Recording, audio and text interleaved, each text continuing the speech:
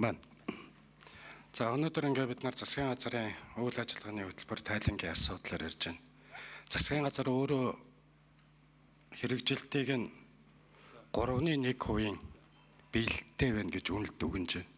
Их хурл болохоор 4.1 гэдгээр нь үнэлж дүгнэж байна. Энэ чинь бол их хол зөрүүтэй тооштой 3.1 4.1 гэдэг чинь. Харгачлал тоон дээр зөрөө гараад байна гэдэг юмыг уучрал сая хэлж илээ.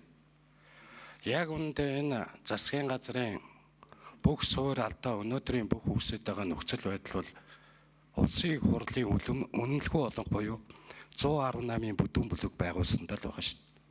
118 их хурлын гишүүнтэй засгийн газар гэдэг чинь юу ч дураараа хийж байгаа байхгүй. Цаашдаа иргэний зориг ногоо нам бол эхний 6 сар бол доктортой үлээцтэй харсан. Дөнгөж засаг байгууллагад 6 сар болоход юм болгон дээр нь ямар нэг байдлаар сөрөөд авах гэдэг утгаар нь хандаад авах нь буруу юм а гэж үзсэн. Альтернатив санал буюу өөр хөлбөрүүд, илүү сайн хөлбөрүүдийг санал болгож ажиллана гэж бид бодож байгаа. Тэгж ч төлөвлөж байна. Дээрээс нь энэ хүний эрх чөлөө, дээрээс нь эрх мэдлийн хязгааргүй олголт, тэрийг дагсан өрөнгө санхүүгээ замбраагүй урсгал, энэ бүхэн бол тоймоо алдаж эхэллээ. Бид одоо юу гэж ойлгож бодож байна вэ гэхлээр төрийн албаа агчид, яам тамгаагийн дэлхийн удирдлагууд, сайд нар энэ бүх хүмүүсийн алдаатай буюу буруу үйлдэлээр нь бид нар энэ засгаас чөлөөлөө гэдэг зүйлийг ерөнхий сайдад санал хүргүүлнэ цаашид.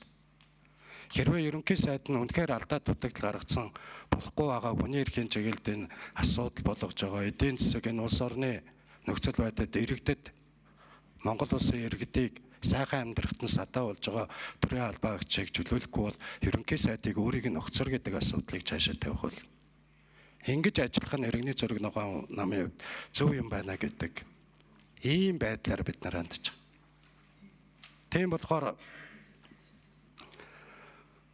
үйл ажиллагаагаа явуулаад энэ засгийн газар хагас жилууллаа тайлан гэлцэхэд өнөөдөр ийм зөрүүтэй нөхцөл байдалд, ийм улс төрсөн нөхцөл байдалд бүгдээрээ алга ташиж хүлээж авах нэг ширхэгч алга ташлт байхгүй ийм нөхцөл байдалд бид нар хилцээ сууж байна гэдэг чинь засгийн газрын ажил санснаар явахгүй байна гэсэн үг.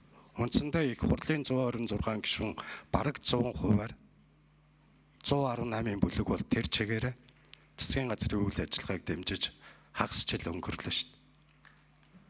Цаашдаа энэ сайд нар төрийн ажил үүрэг хариуцсан хүмүүс ажилдаа хариуцлагатай хандах эд нартай хариуцлага тооцоож өөрөг даалгаврыг өгж явах ёстой ерөнхий сайд нь хариуцлагатай хандаж ажиллах энэ зүйлээ бодох хэрэгтэй.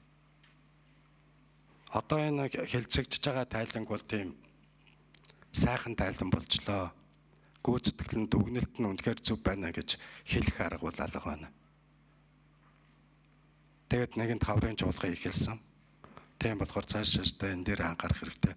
Улсын их хурл өөрөө засгийн газар биш ард түмний төлөөлөл гэдэг тал дээр бас их хурл маань бодож ямар баг.